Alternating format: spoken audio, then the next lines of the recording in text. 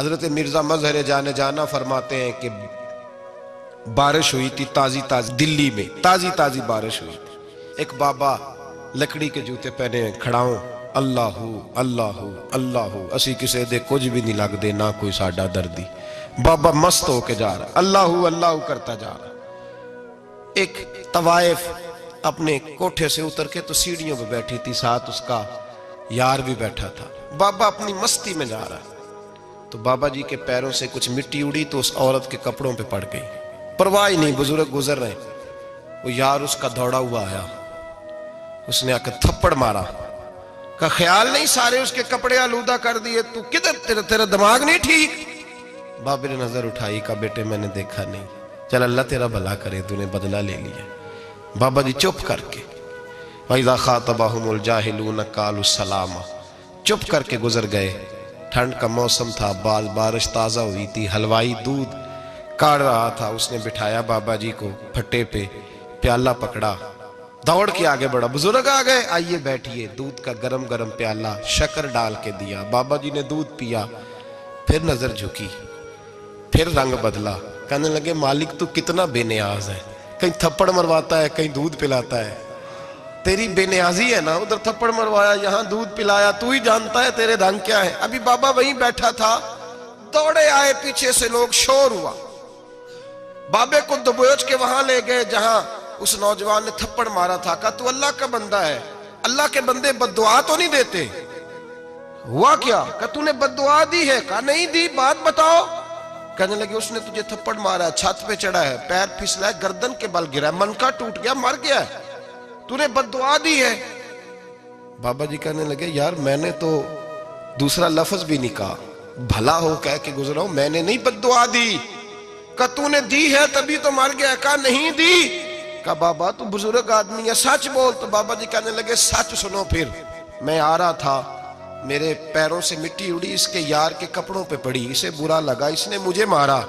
जब इसने मुझे मारा तो मैं कोई लवारस तो नहीं था, जब इसने मुझे मारा तो मैं कोई लवारस तो नहीं था, मुझे दुश्मनों न छेड़ो, मेरा है कोई जहां में, मैं अभी पुकार लूंगा, नहीं दूर है मदीना।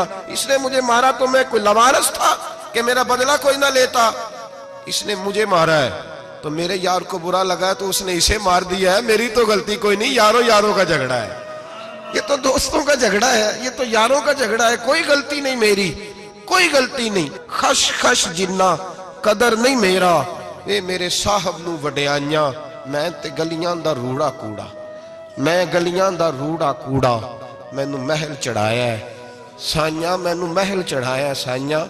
फरमाया इसने मुझे लवारस समझा था कि थप्पड़ मार के गुजर जाए, मेरा को पूछेगा ही नहीं। मेरे रसूल पाक अलैहिस्सलाम के बारे में रब फरमाते हैं अभी मैं तो तेरे होते हुए काफिर को सजा नहीं देता कि तू मौजूद है। याद रखें, हजरत फुज़ैल बिन अय्याज़ फरमाते हैं एक जवान था,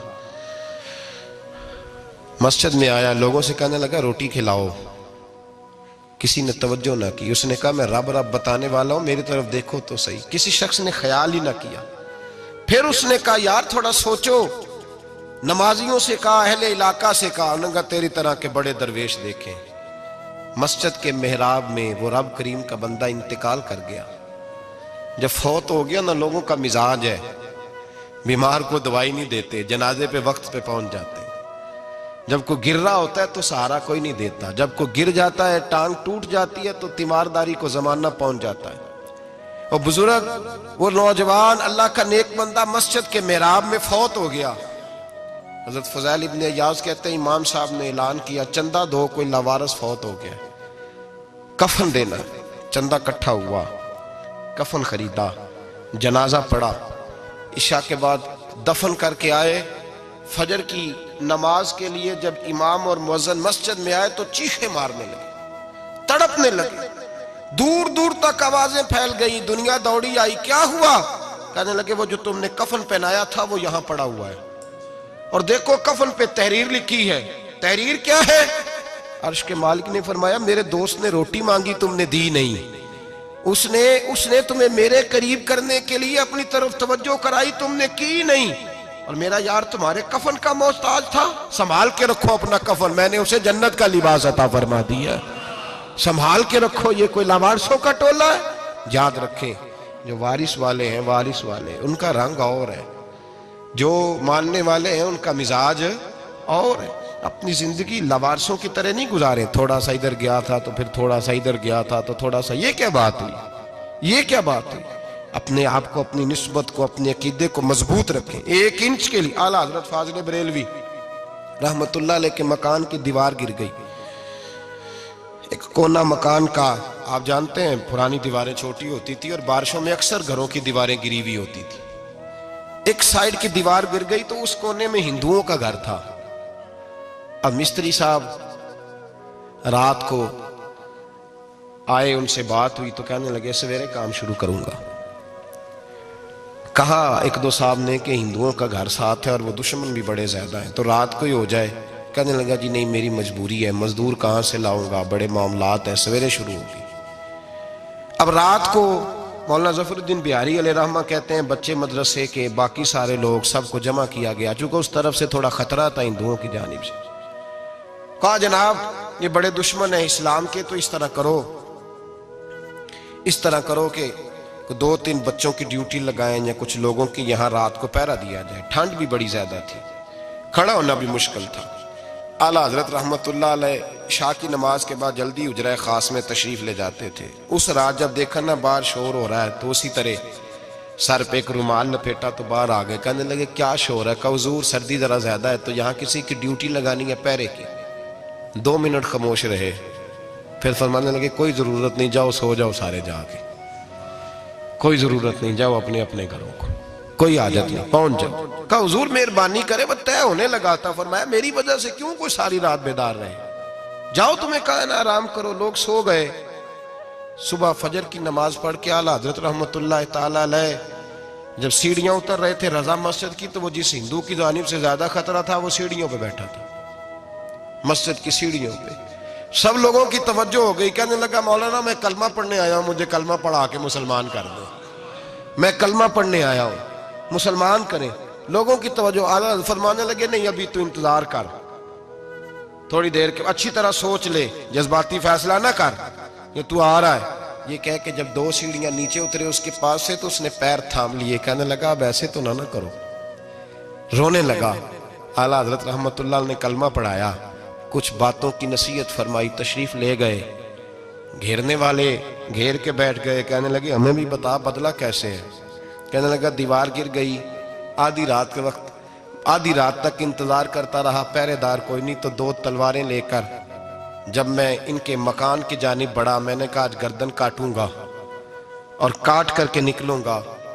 कहता है जब मैं करीब आया तो 2 शेर खड़े थे, ऊपर से पलट के आया तो फिर खड़े थे, इधर से पलट के आया तो फिर खड़े थे।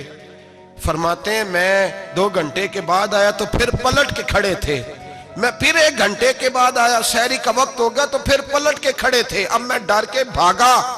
कहते फाजिल बरेलवी ने अपनी खिड़की से मुंह बाहर निकाला। कहने लगे और कितना तजर्बा करेगा, मुझे तू लावारिस समझता है? लावारिस हूं मैं, और कितना तजर्बा करेगा, बस कर मान जा। मैंने कहा हुजूर ये कौन है, मुझे बताइए तो सही ये कौन है। तो कहने लगे मैंने सारी जिंदगी रसूलुल्लाह की अजमत का दिफा किया है, सारी जिंदगी गौसे आजम के नारे लगाए हैं।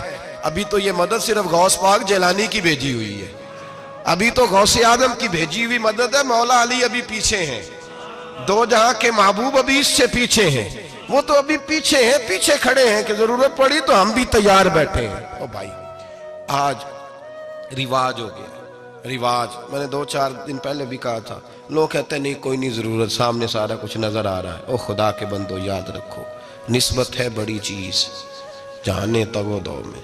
अगर किसी को निस्बत मुयस्सर आ गई ना, निस्बत, खाली दामन ही मिल गया, तेरे हाथ में कुछ है तो होनी चाहिए ना, खाली दामन ही तुझे किसी का मुयस्सर आ गया तो तू बच गया।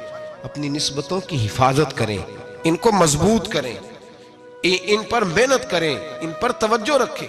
ये निस्बत जो होती है ना, निस्बत, ये देखे ना एक गत्ता है, आम किताब को लगा हुआ है तो जहां मर्जी रख दो, उसकी कोई कदर नहीं। लेकिन जो गत्ता कुरान मजीद को लग गया है उसको बगैर वजू छूना जायज है। एक पट्टे पे ईंट बनी है जो बाथरूम में लग गई, वहां बगैर जूते के जाया नहीं जा सकता, और जो मस्जिद में लग गई वहां जूते पहन के जाया नहीं जा सकता। ये निस्बत है बड़ी चीज। अगर मुयस्सर आए नसीब हो, अपनी निस्बत को मजबूत करके रखा करें, इसकी जौलानी का मुजाहरा किया करें। इस निस्बत में रोज तवानाई आनी चाहिए।